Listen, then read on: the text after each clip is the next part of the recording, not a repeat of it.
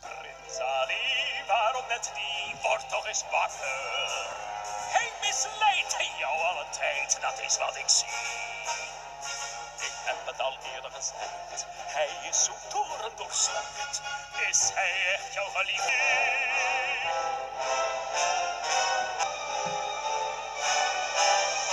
Kijk, Ali blijkt gewoon die straatarme stakker. Aladdin, niet zo erg slim, geen fantasie. Zijn ego is hij nu kwijt.